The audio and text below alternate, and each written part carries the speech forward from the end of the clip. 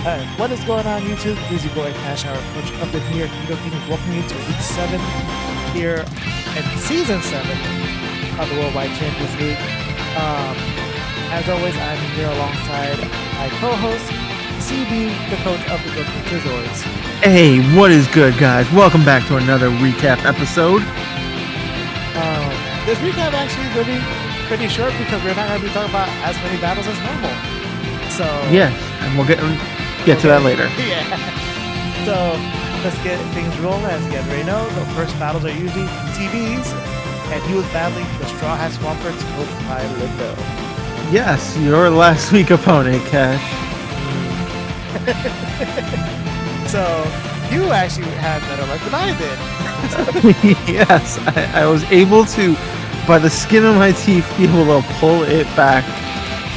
It was a really good battle. I thought I had a really good game plan originally because I had the Gyarados idea, try to keep the webs off as much as I could.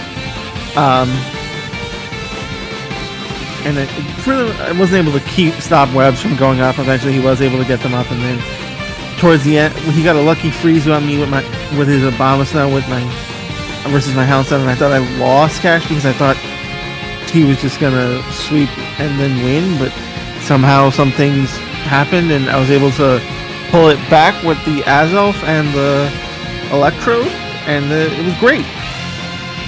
Yeah, and then I would say there was a slight moment which I know even you yourself were like, I lost, and it was when your Houndstone got frozen.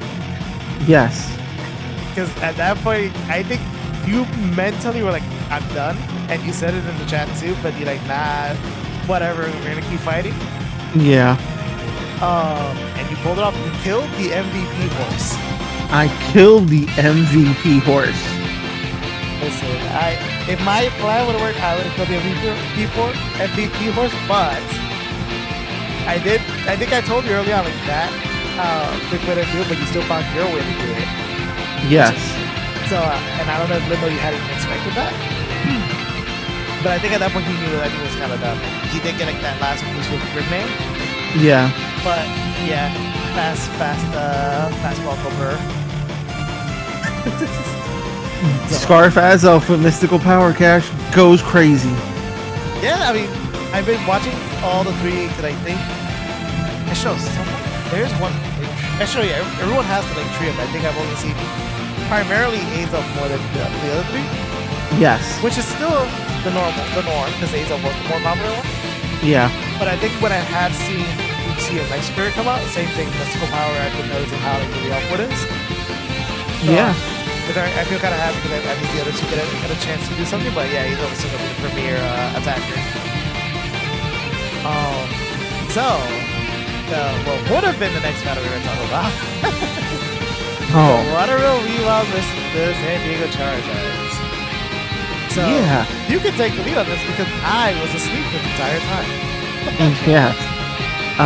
So the two players agreed to a certain time period at X date on Saturday, and Blaze was waiting, and apparently Nate's phone died, and something else happened that he was not able to show up, and he showed up, I don't know, an hour or two later, and eventually Blaze just said, fuck it, I'm just going to claim the forfeit win, and Nate did not contest, and he did agree to let Blaze get the 3-0 win via forfeit. So, yeah. See, now I think about it, even if I would have contested my one, I feel like I would have been like contested against it. But yeah, I mean, if anything, we missed out. This actually, what if this would have been the battle where Nate would have won? Then it'll be the greatest what if in history. I feel that's what's gonna happen. Because remember, we talked about it in the last recap. It's like we've seen that to beat Blaze's team, you just gotta like status out of him and hacks it. And they did have the premier mana doing this in Sableye. So, it's like he says, it'll be the greatest what if. Greatest what if in history. Alright, battle number 3. The problematic Porygon versus the Carolina Rory Moon. Yes, Cash. Owen versus Lime. Both really didn't try that hard because they both were locked into playoff seeding, so they just kind of gave it half-assedly. They just made some quick ideas and just ran with it, and that's pretty much how the battle was. There was a lot of just switching, feeling things out, seeing what they go into, what's the counter move, etc., etc. And then I think Owen won the game, right? Or was it Lime? Owen won. Okay, yeah, and then Owen won, and then that's the end of the game, and that's pretty much how I would explain this. Yeah, like Alveda laughed because I think we did talk about how we feel like we may already be kind of guaranteed into playoffs. Yes. But no one has like their exact seeding guaranteed except Owen. Yeah. Which things could always change because you never know. Maybe one of the lower coaches win the next two, or Owen randomly loses the next two. He's not. You never know. Yeah, you never know. So hopefully this doesn't bite anyone in the end. Battle number 4. Emerald and Amorous versus the Sarasota for Alligators. Yes. Another quick one. How do I put this lightly, Cash? It was a okay battle. Nothing crazy happened. Shane won. Kurt was a little upset about the differential stuff with him saving his hip out on, but overall it was a good game. I forget what the score was, but either way, it was just a fine battle with a little bit of anger from one of the coaches, but otherwise, fine. It was a 4-0. Okay, 4-0, which technically puts Shane in second place, correct, Kurt? Yep. So, yeah, that's all that we're going to say about that. Alright. The last battle, Manchester United versus the New York Yankees. Yes, the best match of the week, Cash, in my opinion. If you want to laugh, it's the only other match besides yours that got the 1-0. You know what? That's true. I did not even remember that. Think of that. Both 1-0s, Cash, and we had some first two, Cash. Liam missed Hurricane and Air Slash, breaking his streak of hitting all of the Hurricanes and all that stuff. Yes. And I can stop them off from killing anything. Yeah, you stopped them off in these plays. Yeah, I literally said I was not gonna let this mom do anything else, and I stuck to my word. You did not let it do anything, and you almost had it in the end, Cash. But Liam brought the banded, adamant Meowscarada, like a legend. Yeah, I was trying to figure out for a while what it was. And because he never stood in more than a single turn, it was hard for me to figure that out. Yes. Because anytime the cat came in, it pretty much returned out. Yeah. And then the stuff that he wasn't, like he hit first off, it still wouldn't have done anything. Yeah, it wouldn't have revealed anything because I think when he stood in without U-turning, it was to flower trick without Dozo. Yes. And that's already a guaranteed crit, so it's not going to reveal anything. No. So, yeah, I think at the end, I was like, because it would have made sense for him to stay as, play rough, I think he's stuck in this move. Yes. So, at that point, it's like, I think I was just down to Gardevoir and the Bug. Yeah, Slitherwing. I was kind of hoping that, because I know play rough's not 100% accurate. No, it's like 90. So you were hoping for the miss? I was hoping if he did miss, you were gonna wild charge? I think what was my last? Actually, no. I think I might have. I don't remember if I clicked Will-O-Wisp or I clicked Morning Sun. Sun. Okay. After I hit first impression. Actually, no. I think I hit first impression. That's how he killed me. I think afterwards. Yes, because you switched out into the Gardevoir. He killed it, but play rough. Yeah, I think that's what my plan was. I was gonna hit first impression. Like I said, I didn't know at this point he was still banned, but it's like if he was still gonna stick with play rough because he's ready to berry type, which he would have clicked anyway because I'm weak to it. Yeah. If he would have got the miss, then my next turn I could have activated 50-50 of do I want to burn it and lower the attack, or do I want to heal and hope I stay alive for another hit. But yeah, it's another one of those what ifs. Yes. It was still a good game. I did stop the dragon too. You did stop Dragonite from ever setting up. I was also upsetting it to show off my Rebel stuff. Yes, I know. Which must be nice. It must be nice that Liam got found out about it earlier before the match. You know, you can do max too, Cash. No, but which I've done before, but it's still something where you don't know what the ability is. Yes. So it's that's what makes it funnier. You can forget what the ability does. Because they don't use it. Yeah, because no one fights it constantly. No. But it's fighting it and knowing now what it does, and yeah, it removes all the funny things off of it. Yes, that's because true. I don't think there's anything else that Braviary would have been used for. I think it was pretty much more for that, just in case. And then knowing now what it does and how Braviary does beat out the Rebel Nest. Yeah, those are all the 5 battles for the week. For week 7. So with that, we look forward to week 8. Look forward to week 8. Standings. Oh yes, the standings, the ever important standings. So everything on the right-hand side remained the same. Pretty much like normal, huh, guys? Yeah. So none of the teams on the right moved. Now, everything on the left, outside of the Carolina Roaring Moon, moved around. Right. If I remember correctly, it was the San Diego Charizard and the Straw Hat Swampert swap places. Yep. Because they were in 5th and the other one was in 4th. And then the Feraligatrs and the Porygons also swap places. Yes. So, and then obviously where everyone's points going up and down. And as we were talking about before, the current standings, we got 2 3-way ties. We have 3 teams. They have 3 teams that are 5 and 2, and we got 3 teams that are 4 and 3. The irony, isn't that crazy, Ken? So that's why I was saying, this is still gonna be kind of rough because any kind of misstep at this point on, anyone can kind of overtake. You can overtake anybody.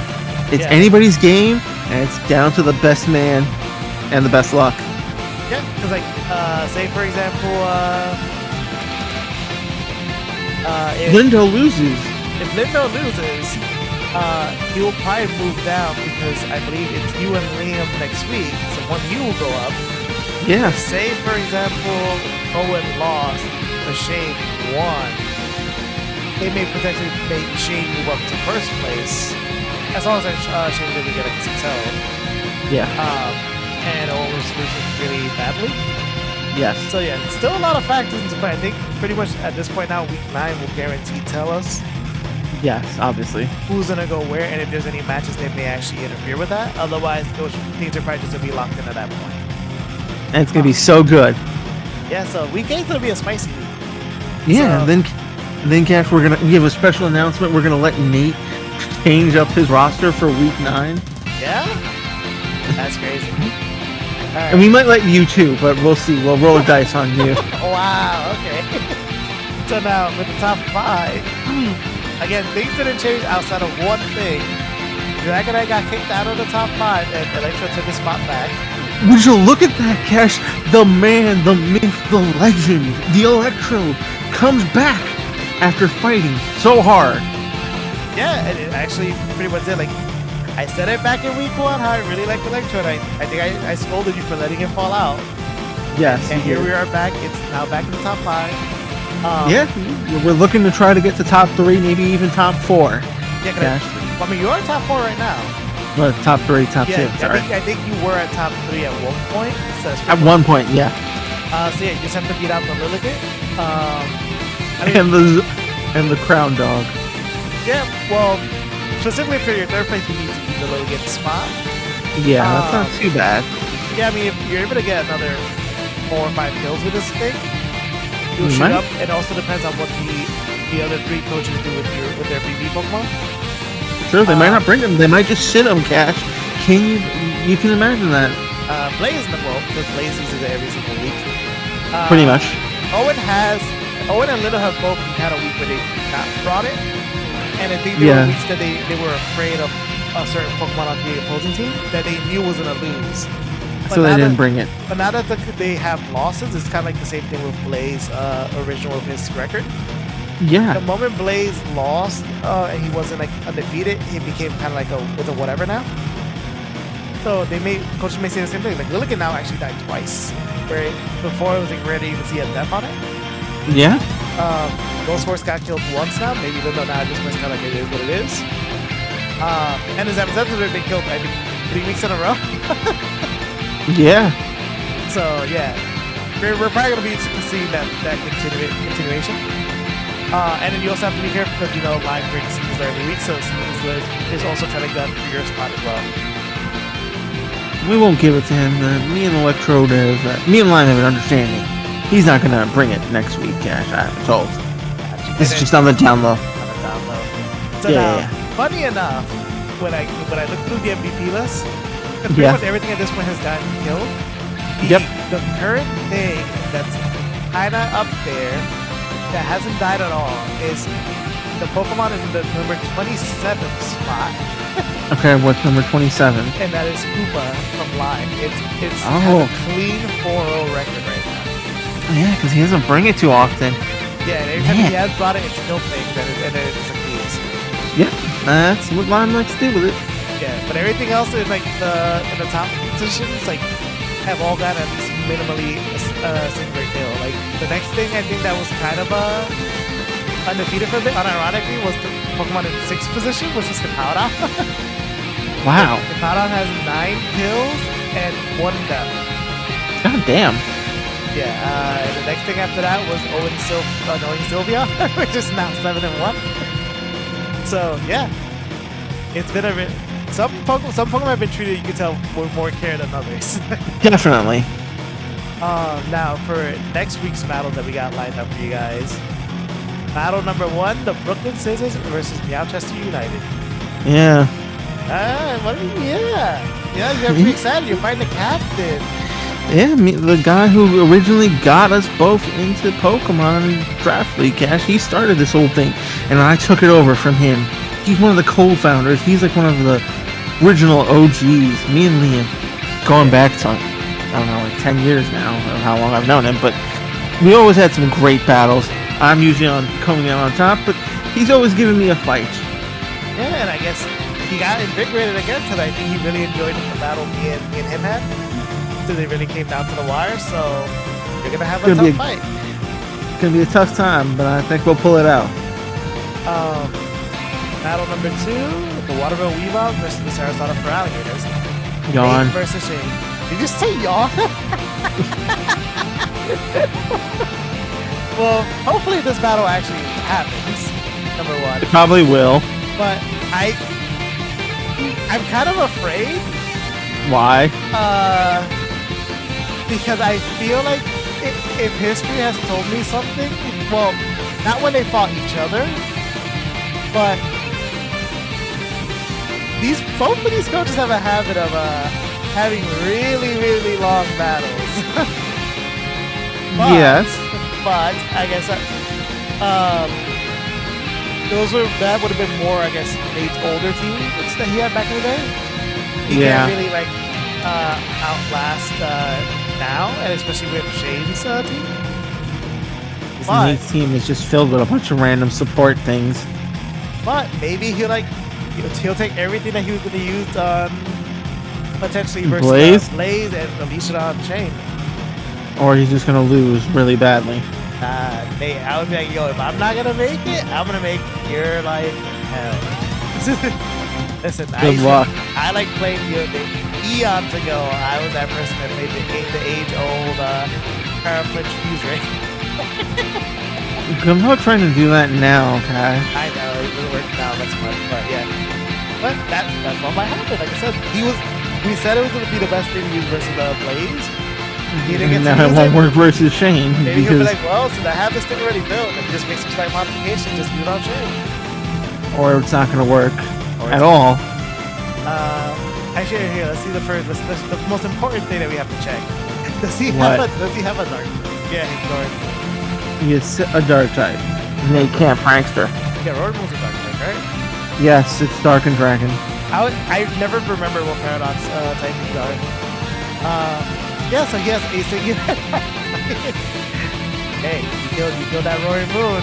Hey, just saying. Just saying. Just saying. Alright, battle number 3. Emerald and Amherst versus the Carolina Royal. Speaking of roaring moon, we have Owen versus Kurt. This will be a great, interesting battle, Cash, because it's going to be Kurt's Iron Bundle versus Owen's Sun, which pretty much stops the bundle, but Kurt's crafty, Kurt's smart, he'll think of something. No, I actually feel like this would actually be, also depends on if Kurt doesn't allow his anger to take over. I feel like this would actually be a really, really interesting matchup. Because yeah, there is gonna be sun, but there's also Kurt has electric terrain, which would have be like the equivalent in a sense. Yeah. So these two can actually just start making like a fast overtaking kind of battle. Yeah. Kurt just has to like don't let the salt take over. Maybe that happens, and I feel like this would actually be a really, really interesting match. Battle number 4. The problematic Porygons versus the Straw Hat Swampers. Oh, this is going to be such a great battle, Cash. This is going to be my battle of the week, I think. I think my battle of the week will be you versus Leo. I don't know. This is actually going to be a really good one, too, because it's going to be... Lindo versus Lime? Lindo's Webs and Horse versus Lime's Shen Pao and... Lime's 3 Musketeers? Yeah, the 3 Horsemen of Death. This would be, this would actually be really high up contender too. I feel like Lindo probably also knows as well that Lime also, for someone who's brought pretty much the same 3 Pokemon every week, Lime is still a really, really crafty and difficult opponent. Lindo may have to be like, okay, I can't just treat this as any other kind of match, and have to take Lime very seriously and see what kind of heat Lime's gonna have up in the background. Well, Lindo might be a little bit distracted, Cash, because he's still on vacation, so he might just be like, I'm too hungover. Maybe they'll battle in person. Well, I mean, they could do that, but... That'd be kind of funny. We're actually having a live battle. And you never know. Maybe this could be the battle where Live finally brings out one of his Oricorio from the Oricorio party. You know what? That'd be a great time. Yeah, or he could do it versus Nate. No, he already fought Nate. Did he? Yeah, I think Nate's last opponent is me. Oh, right. Well, he can bring it versus you then. No, I already fought Lime too. Well, I'm saying, no. Actually, so Lime's alright, so Lime's last 2 opponents on round 3 are Lindo and Liam. Really? So, well, yeah, so if Lime doesn't want to bring the Oricorio versus Lindo, he can bring it versus Liam. You want Oricorio? They're all in the same location right now, so they could go battle each other right now, Cash, and get both their battles done for this. Exactly. They can have drinks and battle at the same time. That sounds like a very bad combination. Whoever's not doing the battle can be like the referee to make sure nothing weird's happening. While they drink each turn. And it's like every time a Pokemon dies, you gotta take a shot. You're trying to get these boys. They can't be that much. Come on. Actually, yeah, they I thought about it. I was like, they're British. From what little I remember about the 3 of them, I'm like, bodybuilding and all that. Yeah. And then the last battle, San Diego Charizard versus the New York Nido King. Yes, Cash. The battle of the PXG. No, the PXC. Oh, yes. Project Exo. Which, I hope Blaze doesn't think I didn't realize that it was mod. He pretty much called his entire team different ways to say no Exo. he's not low, I saw that. So, yeah, I'm gonna, just for that, I'm thinking about just naming all my Pokemon PXC. Name something Phoenix, right, at least. Well, I have to figure out what I actually want to bring first, because... And then you'll name something after Phoenix, right? I can potentially name something after Phoenix, right? An Edgeworth, Cash. Can't forget Edgeworth. Maybe... yeah, I can't even think. I'm like trying to think of something funny. I was like, Maybe I'll make some other wing Phoenix, right? And then, Do it. But that's if I bring it too. I haven't even like looked at what I'm bringing yet. But I'll try to figure out what I can name after each thing. Yeah, I'll start naming things after random characters from the game. And then one thing's got to be after Project X Zone. Yeah, one thing's gonna be Project X Zone, and hopefully whatever's gonna be named Project X Zone is probably gonna be like the one thing I know that's gonna do most of the work. It's gonna now be funnier. And then Blaze has to bring a whole team named after Project X Zone as well. Well, he's gonna bring a team of just like again, just saying I'm not playing this. Because I think it was like C, like no, blah blah blah. I was like, I just started reading. Wait, what are all these Pokemon names? I like almost called Project X Zone. The rest of them were just like no in different variations. I was like, I see. I was like, okay, I see the subliminal messaging here. Okay. So that's how I have to think what I'm building first. He's gonna do that, so I gotta do something similar, but in this. And then maybe Cash, after this, he will finally play Project X Zone. You know, I really wish he would. And he technically can, but he's still not going to. So, yeah, it is what it is. So, like I said, with that, that's the end of this week's recap episode. Stay tuned for all those battles that are be coming up for week 8. Yeah. We're almost at the end point, and then we'll start the semi-finals and all that. So during week 9's recap, we'll reveal the format and all that. We're gonna be doing things. So keep an eye out for that. Yep. So until then, I am Kash Howard, the coach of the Near Keto Kings. He is CB Hope, the coach of the Scissors. Thanks again for watching, guys. Have a good day. Don't forget to like and subscribe. Later, guys. Later.